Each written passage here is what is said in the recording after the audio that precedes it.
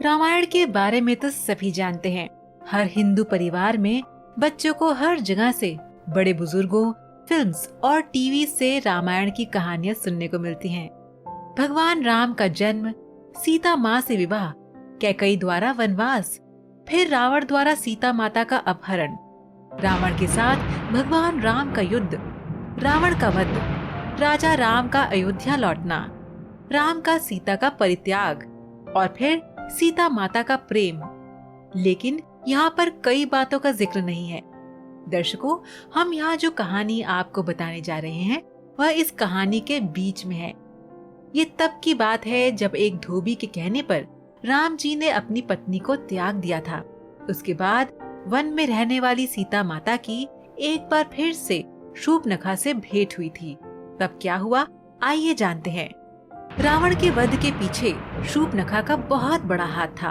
वह रावण के अस्तित्व को नष्ट करना चाहती थी, इसलिए वह जानबूझकर राम के पास विवाह का प्रस्ताव देने गई। उसके बाद की कहानी तो हम सभी जानते हैं। जब राम अयोध्या लौटे तो उन्होंने एक धोबी के कहने पर सीता माता को त्याग दिया था। उसके बाद सीता वन में चली गई और वहीं पर रहने लगी।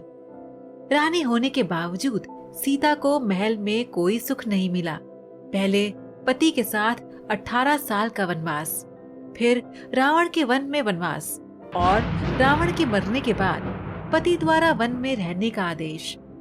हालांकि प्रत्येक निर्वासन की एक दूरी थी। वन में सीता के निवास के दौरान उनकी फिर से शूर्पणखा से भेंट हुई। सीता को वन में देखकर शूर्पणखा बहुत ही प्रसन्न हुई, क्योंकि वे तो यही चाहती थी। उन्होंने सीता माता से कहा कि एक समय श्री राम ने मुझे ठुकरा दिया था और आज उन्होंने तुम्हें त्याग दिया है।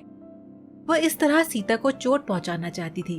उसने कहा कि श्री राम ने मुझे वही अपमान दिया था जो उन्होंने सीता को दिया, और वह सीता को ऐसी हालत में देखकर बहुत ही खुश थी। शूर्पणखा सीता को चोट पहुंचाना चाहती थी, लेकिन माता सीता को मुस्कुराते हुए देखकर वह क्रोधित हो गई। सीता माता ने शूर्पणखा से कहा कि मैं कैसे सोच सकती हूँ कि जिसे मैं बहुत प्यार करती हूँ वह भी मुझसे उतना ही प्यार करे। उन्होंने आगे कहा कि हमें अपने भीतर उस शक्ति को जगाना चाहिए जो हमें उनसे प्यार करना सिखाती है जो हमसे प्यार नहीं करते।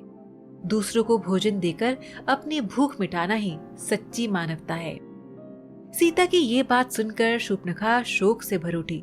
वह बदला लेना चाहती थी उन लोगों से जिन्होंने उसका अपमान किया था। उसने सीता माता से पूछा कि उसे न्याय कैसे मिलेगा।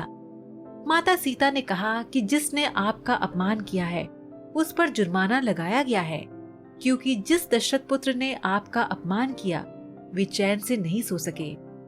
माता सीता ने कहा, अपने मस्तिष्क का द्वार खोलो, अन्यथा तुम्हारी दशा भी एक दिन रावण जैसी हो जाएगी। तो दर्शकों, कि क्या आप बता सकते हैं कि हर साल दशहरा क्यों मनाया जाता है?